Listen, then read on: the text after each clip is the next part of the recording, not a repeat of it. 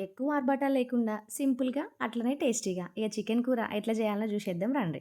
ముందుగా మందపాటి గిన్నె తీసుకొని 2 పావుల నూనేసుకొని వేడైనంక 2 స్పూన్లు జీలకర్ర అట్లనే ఓ 2 ఆనియన్‌లు ఇట్లా కట్ చేసుకొని ఏసుకోండి. ఇక ఉల్లిగడ్డలు కొంచెం ఎర్రబడ్డంక ఒక స్పూన్ గరం మసాలా, ఒక స్పూన్ పసుపు అట్లనే ఓ 2 స్పూన్ల అల్లం వెల్లుల్లి పేస్ట్ వేసుకొని ఇక మనం ఇప్పుడు శుభ్రం చేసి పెట్టుకున్న చికెన్ వేసుకొని మంచిగా కలుపుకోవాలి. ఇవన్నీ ముక్కకు మంచిగా పట్టుకునేటట్టు పైకి కిందకి మంచిగా కలుపుకొని మూత పెట్టుకొని చికెన్‌లో ఉన్నటువంటి నీరంతా బయటికి గుంజేదాకా మూత పెట్టుకొని ఒక 5 నిమిషాలు ఉడికించుకోవాలి. ఇక ఇట్లా నీళ్ళన్నీ మంచిగా ఎగిరిపోయిన తర్వాత దీంట్లోకి ఇప్పుడు ఇక 1.5 స్పూన్ ఉప్పు, 2 స్పూన్ల ధనియా పౌడర్‌ని ఏసుకొని ఇదంతా ముక్కలకు మంచిగా పట్టుకునేటట్టు కలుపుకున్న తర్వాత ఒక 5 నిమిషాల వరకు మళ్ళా ఉడికించుకోవాలి.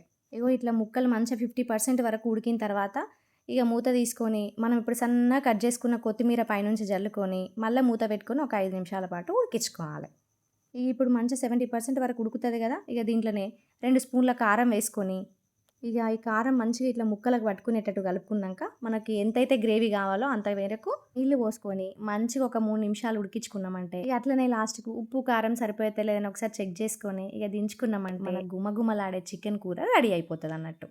చూసిండ్రా ఎంత సింపుల్‌గా ఉందో? ఇక బ్యాచిలర్స్‌కి అయితే మంచిగా జల్దీ జల్దీ చేసుకోవచ్చు. పర్ఫెక్ట్‌గా అయిపోతది. ఇక చూసేటోళ్ళు వీడియో చూసి అట్లనే పోకుండా నచ్చితే ఓ లైక్ కొట్టి మన ఛానల్‌ని సబ్స్క్రైబ్ చేసుకోర్రి. అట్లనే మీ దోస్తులకు కూడా పంపుర్రి. సరే మరి ఇక మళ్ళా వీడియోలో కలుద్దాం. ఉంటాను మరి.